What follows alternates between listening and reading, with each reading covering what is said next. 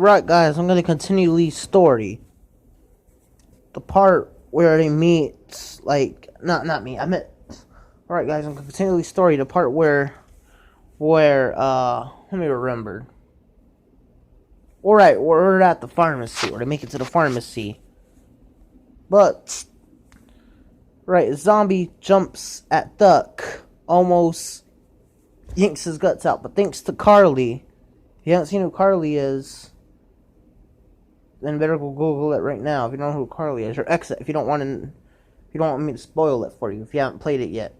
Just a warning. So yeah, Carly shoots the zombie. I think Duck got scratched by the zombie. Then Concha checks Duck. They go and run into the pharmacy. Kenny, Concha, Duck, and Lee all go and run into the pharmacy. Then they meet Lily, which returns in season 4. But I'm not gonna go to season 4 story. I'm gonna go to season 1 because this is season 1, like I promised you. Season 1 story. This is very interesting. I love talking about stories about Walking Dead video games. But then they go into the pharmacy. Then Carly and Lily and Larry fight, and Lee, Kenny, and Concha fight about Duck. Larry says he was bitten. You turn, you die. We should throw him out. Bash his heads in. But then Kenny doesn't like his reply, so Kenny wants to fight him or fuck him up or do whatever to him. It's gonna irritate him and stuff like that. Then yeah, and then you got to choose to tell Kenny to punch Larry or to just let it go or anything, stuff like that. But yeah, but Kenny and Larry can fight in the pharmacy if you tell Kenny to kick his ass or like to punch him, and if you do that, then Larry punches Kenny and Kenny gets knocked out but then gets right back up like a badass he is. But right now it's Lee's story. I'm just telling you, like, yeah, like telling you like you played the game, and if you didn't pick those choices, telling you what will happen. Right now I'm going to the Lee story. Back to the Lee story. Alright. So then, yeah, like I said, Larry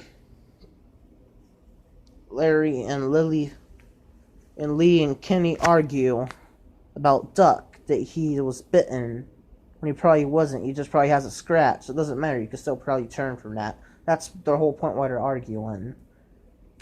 Then after that, they hear gunshots outside. Oh yeah, but Glenn is in the pharmacy with them.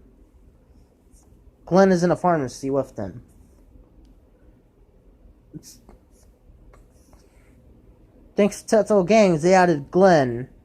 And only in episode 1. At least we get to see how he looks in Telltale Games. Just think Telltale. But yeah, Glenn's in Telltale Games, alright. Right now, we're talking about Lee's story. But I'm just telling you that Glenn's in episode 1.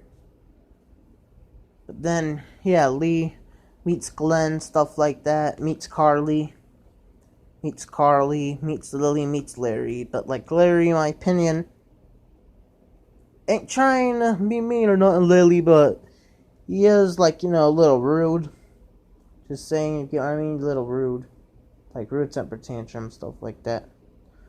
But yeah, but then after that, like when they hear the gunshots, when Glenn, Carly, Larry, and Lily, and Lee, and Kenny, and Concha, and Duck hear gunshots, but Duck isn't in this conversation. He just ignores it.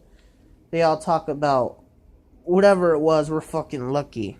Larry says, whatever it was, we're fucking lucky. It was probably the military or something. Those firing gunshots. He didn't say it was military firing gunshots. He just said, whatever it is, we're fucking lucky. But I'm just guessing it could be the military. They were trying to wipe out the zombie apocalypse, which didn't work, if so. That's my theory. Of why you heard gunshots in episode 1, when you ran into the pharmacy after a couple minutes. after, like I said, after a couple minutes being in the pharmacy, you hear gunshots, and then they say, whatever it was, you're fucking lucky. I meant literally says, whatever it was, you're lucky. Because now we have a high chance of surviving and getting the hell out of here, or something like that, he said. But then, after that, he, like, argues and stuff like that. And then he passes out because of his anger. Then, of course, Lily asks Lee to find him medicine inside the medication place and Lee's family's pharmacy. Then Lee talks to Lily, get the choice to talk to her or not. And then Lily says that she found bodies inside like, what was it again? What was this called? Wasn't a bathroom they found the bodies in. I forgot. It was like some kind of like room. They had a TV and like had a box. Had boxes. Had like a box with medical supplies. One box. Actually, not a box. Just the medical plastic box supply thing. Or what they call it. It was the aid kit. And then Lee goes inside there, opens the door and goes inside that place. You know the place I'm talking about? It's inside the pharmacy. Then a screen says saving, because it saves your progress that you beat. If you get what I mean? It saves like what you beat it in the game. So you don't have to restart the story again, which is a great thing. But then he finds a picture of his family that died. He feels sad, I bet. I would. Found a picture of my family dead in the zombie apocalypse. But yeah, he finds a picture of his family. And then he rips the picture, rips them out of the picture because they're separate now. He's never gonna see him again. That's why I think he rips the picture, like rips him out of the picture. His brother, his dad and mom's in there and him, but he rips him out.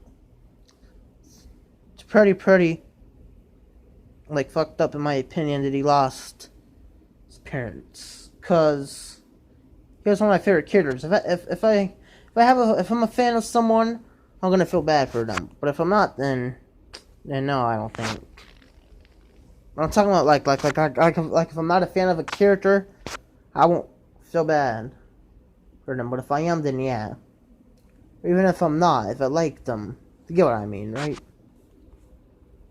Like as like a pretty cool character or anything like that. Let's continue to the Lee story. Then Lee, like I said, rips the picture out. And then Carly opens the door when Clementine's in there with him. And then he drops the picture because he doesn't want no one to find out about his identity and about what he did. That's why he was in handcuffs. And like I said, remember the cop car crash? That's why they're taking him to jail, because he killed a guy that was sleeping with his wife. But then Carly knows all about Lee. So Carly tells Lee, I know who you are. You're Lee Everett, the guy who killed a guy that was sleeping with your wife. Something like that. A quote like that. I think she did say that. And then he says, I think he says, how did you know that? Or don't tell no one, or something like that. I don't forget what he says. He said, I haven't played the story in a little while. And then Carly walks out.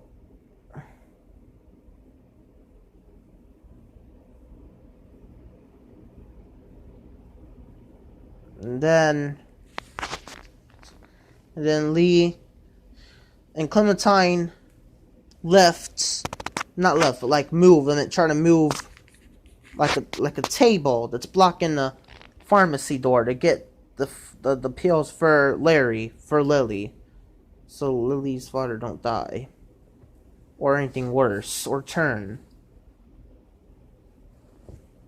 Because I think the more angry he gets, think when he reaches his angry limit, that's when he passes out. I think that's why he passes out. If he gets too angry, he passes out. He reaches his anger limit. But yeah. Then, like I said, like they move it, but Clementine cuts her finger. And Lee finds something to prevent it from getting infected. Because, you know, zombie apocalypse, you don't want to have no cuts, even if it's not from a zombie. Because their blood will go in your blood and possibly get you infected. That's just my theory. I could be wrong. In a Walking Dead universe, it probably doesn't work like that, but I think so. Alright, let me continue. But then, nope. Like I said, he opens the door. It's locked. The pharmacy door is locked. The medication door is locked. Like to get to the medicines and stuff like that. For Larry. And just for the group, in case they have any issues with their body or anything. But then it's locked. But it was still a great decision to see if it wasn't by light, but like moving the table with Clementine. Like I said, Clementine helps Lee move the table. And then Clementine says, "Why don't you want to talk about your parents?" Lee replies, "'Cause they're dead." Because when Clementine asks what happens to your parents, Lee doesn't reply. He just doesn't.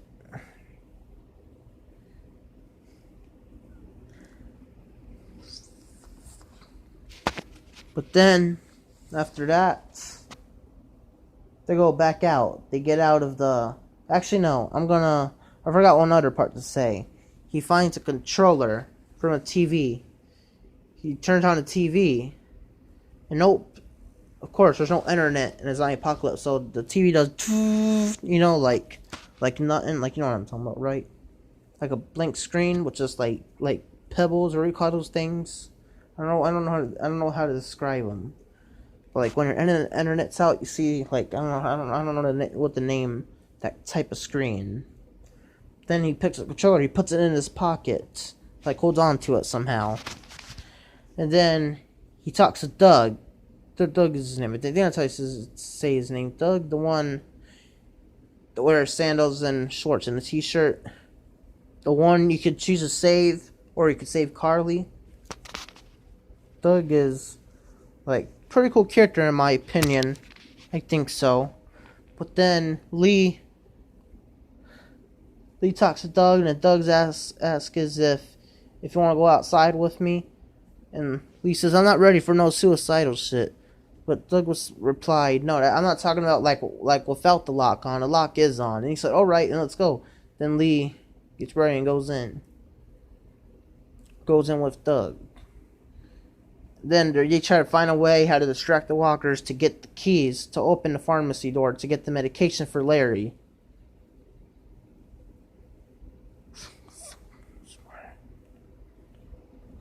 But they still didn't figure it out. Then he goes back inside the pharmacy place, which is Lee's dead family's place. Goes back inside. Then Doug goes back inside. Or I think Doug just chills there for a little bit and then goes back inside. And then, after that, he talks with Carly. Lee asks Carly, "What's the problem?" Carly replies, "Well, I just can't figure out how to fix the damn thing." Or, can't figure out how to fix the thing. What's just a radio to communicate. See if there's any survivors out there that they could, join or anything, probably. That's why Carly wants it. Wants to fix the radio. Wants the radio and stuff like that. So then Lee finds batteries from the floor, then it helps Carly, like I said, because Carly asks us for Lee to find batteries, and he finds them on the floor, somewhere around the pharmacy, puts them in a radio thing, communication, survival radio, I'll just call it that. Puts them in a radio, fixes it, and all of a sudden, someone's talking on there. Like some kind of, I think maybe a person from the army and The Walking Dead. Telltale Games universe, I don't really know. That's just my theory. Has to be. Probably. And after that, then it stays shut. It stays shut after that. It shuts down after that. Not like shuts down, like stays quiet after that. And then Glenn approaches Lee and tells Lee, I'm gonna go to the motel. Forgot what the motel's called, though. But it's a motel that in one of the episodes they stay at. In episode 2 they stay at. And try to live there and survive there. And build very big tall gates there. Not like tall, like, like a little short gate. Enough to prevent the walkers from going in. But I'm not talking about episode 2. Right now I'm on episode 1. I'll go to episode 2 next, after this video, or after the next video, or like whatever. But I will do episode 2, promise you that, fans. But then, what was I at? Oh shit. Oh great, where was I at? That's what I forgot. This was really interesting. What I was talking about, come on. Alright. Glenn approaches Lee like I said. He goes to the motel. He hides in the garbage can. And then, like, on the radio, Glenn secretly tells Lee to get back. Like, silence, he says, like, whispers. Says, I need your guys' help. Then Carly and Lee, like, go to that motel. And Glenn pops out the garbage, like, Carly pulls out the gun to make sure it's not a walker coming out the garbage, but thankfully, it was Glenn. Then Glenn says we should help that lady, because of course there's a lady trapped inside the motel because she got bit on her rib, I think, like her stomach, somewhere by her stomach. I'll just call it rib. I don't know. Somewhere by her rib, I think. But then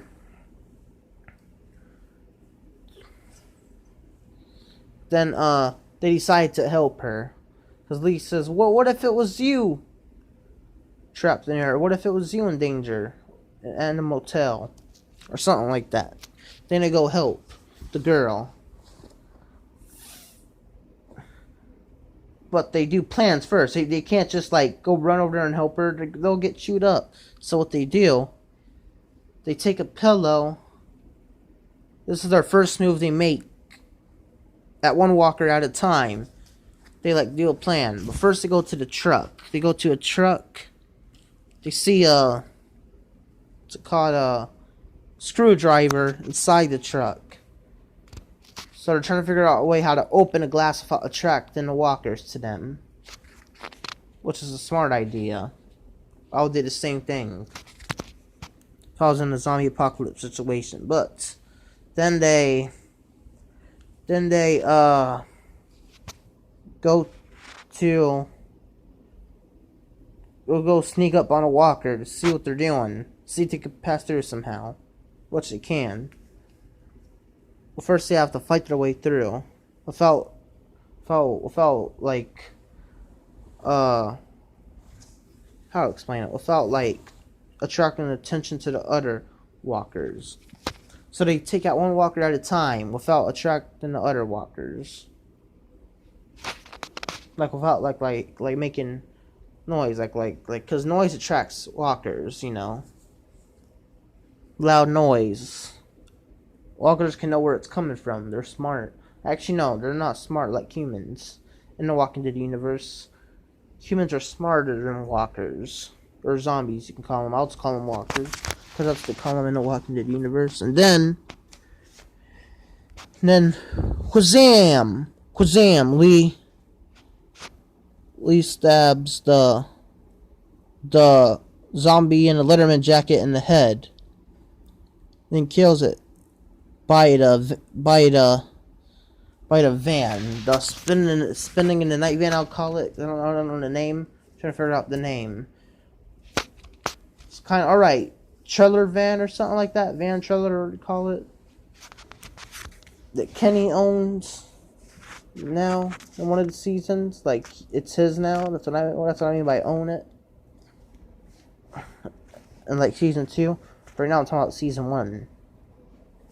So, like, then Lee, like, slams the car into the walker. to the biker walker without attracting the walkers, which is very badass because you didn't attract the walkers at all, like to them.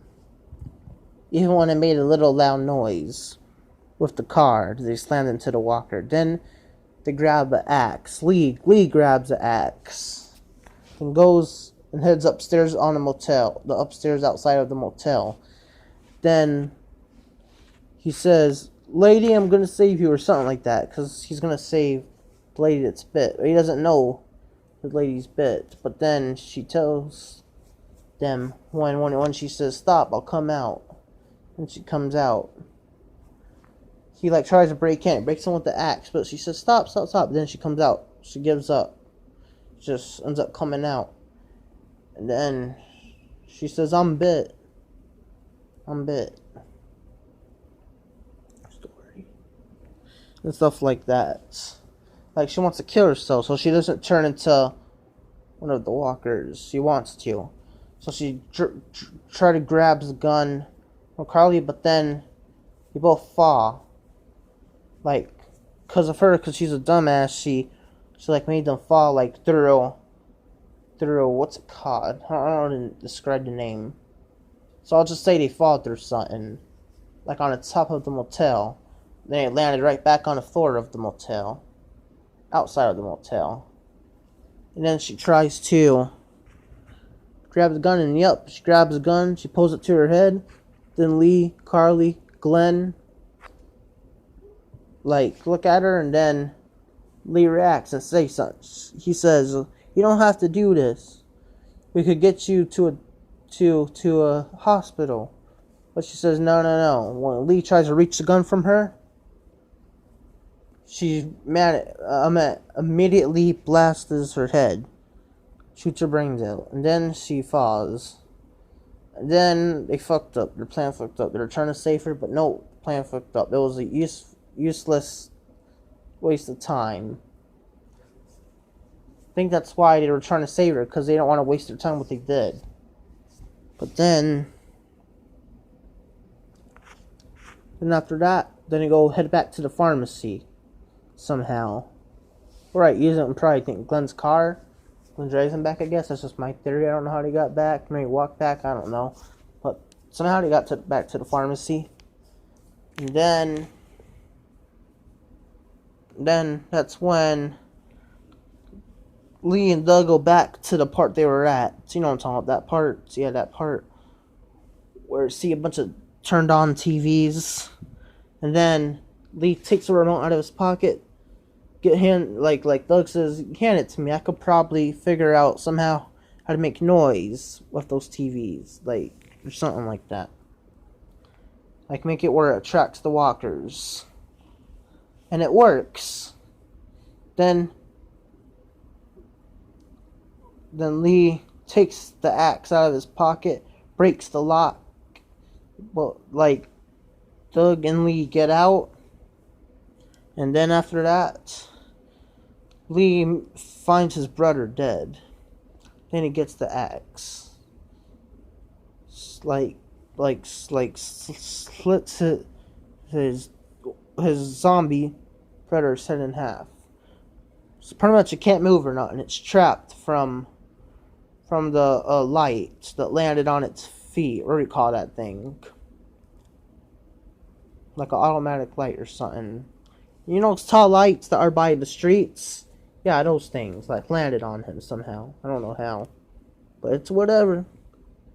No one will know. But then he gets the keys to the pharmacy from his dead brother.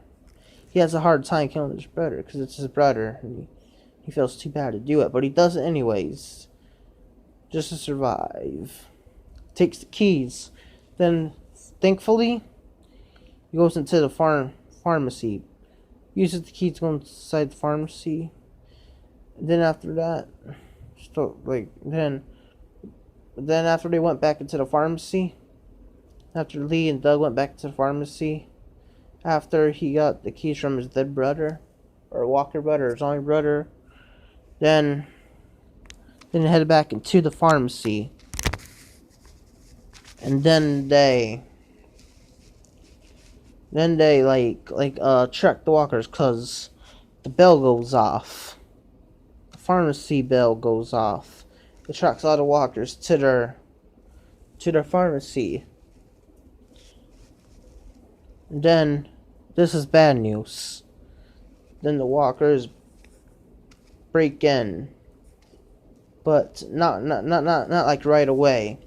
Lee, Doug, and Carly stick up with each other and try to prevent them from breaking through the pharmacy.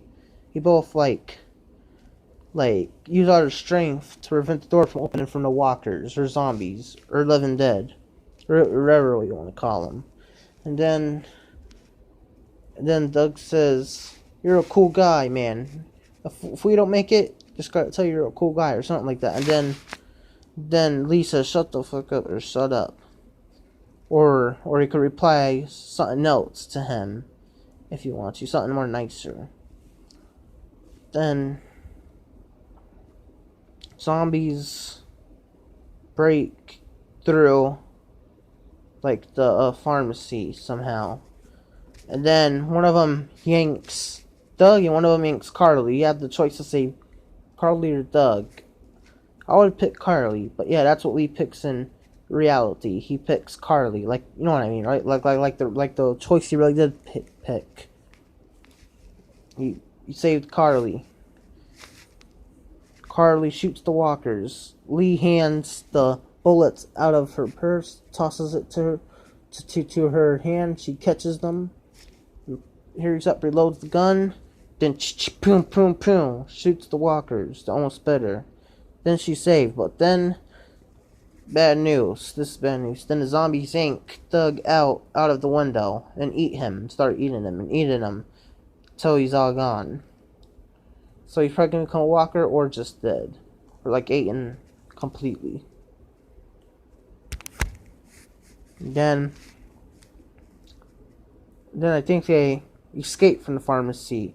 Yeah, then they escape from the pharmacy and go somewhere else. And that's the end of episode 1. But wait, there's one more part.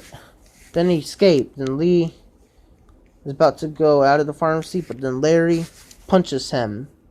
He says, "You stay away from her, you son of a bitch," or something. He said like that, like saying like, "Stay away from Clementine, you son of a bitch," and then punches. And like I said, like Larry punches, I think Lee in the nose or somewhere at his face.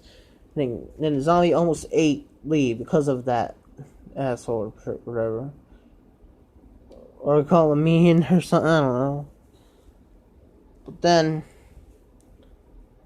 then Kenny gets like with the axe that Lee gave him. Like Kenny uses the axe to kill the walker to save Lee's life. Then he says, "I ain't letting someone else get eaten, especially a great friend." Then Lee accepts Kenny's hand. They walk out. Thankfully, Lee didn't get bit. He walks out. Then they get out of the pharmacy to go somewhere. Then, like I said, episode 2 starts. Right, that's the end of episode 1. Like I told you the whole episode 1 story.